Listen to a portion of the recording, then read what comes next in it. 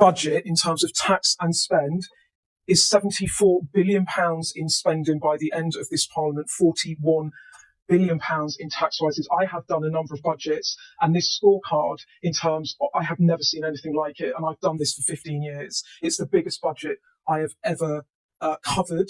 It is incredibly definitive in terms of a kind of very Labour budget of big tax and big spend.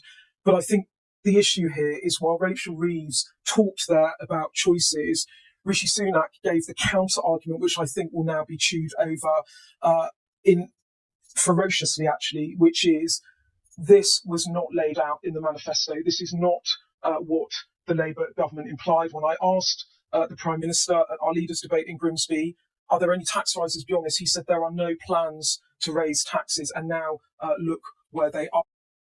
This interview follows on from her interview with Rachel Reeves, where she went in on the Chancellor for lying. Here's a taste of what was said.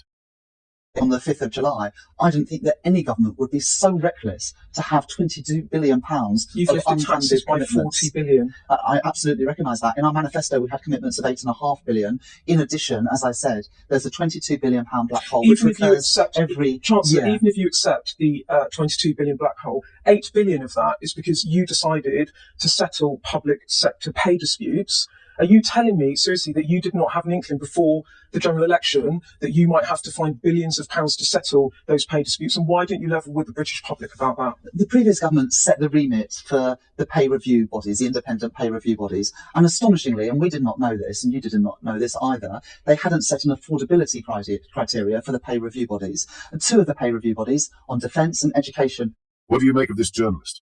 And are you surprised Sky News are bashing the government? Let me know your thoughts in the comments. In some other news, a 62-year-old shopper has been spared jail after damaging dozens of parked cars in a pair of vandalistic rampages.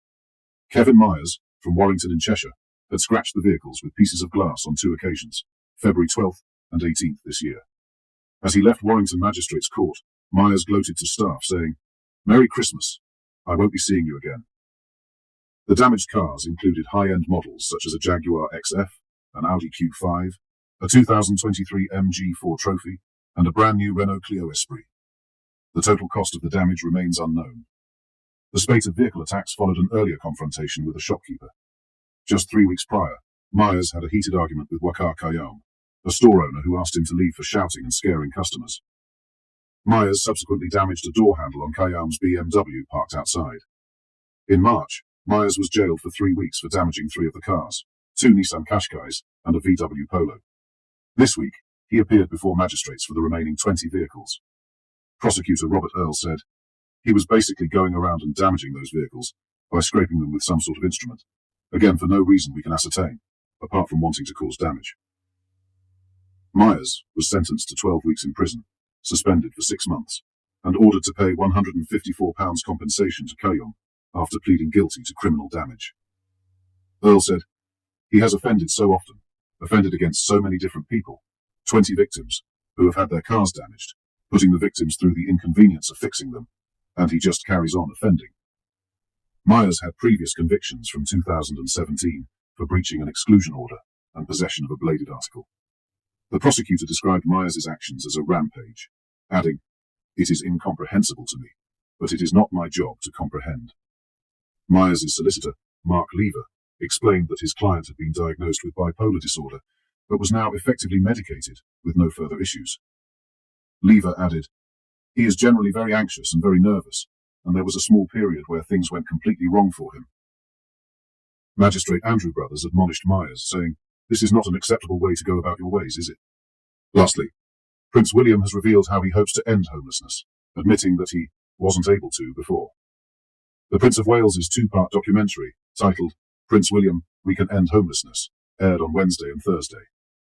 During the second episode of the documentary, the Royal 42 revealed his personal plan to end homelessness.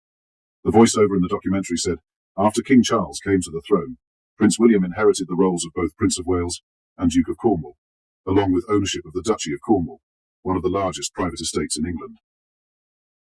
In the spring of 2023, he announced that the Duchy would be donating the land for a new supported housing project in Nansleddon for local people experiencing homelessness.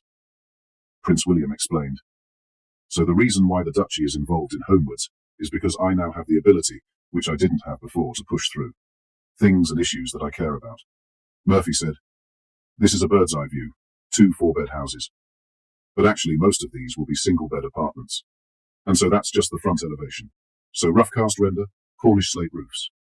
They're just very much in keeping with Nansledan. The thresholds for the front doors were quite important, actually quite symbolic, because perhaps in the past they've had experiences of rough sleeping. But actually now this is a welcoming point. It feels like a new chapter in your life. At some point, you've got to put your hand in your pocket and say, right, we're going to build a whole project around this, and we're going to do something that's going to make a difference to people."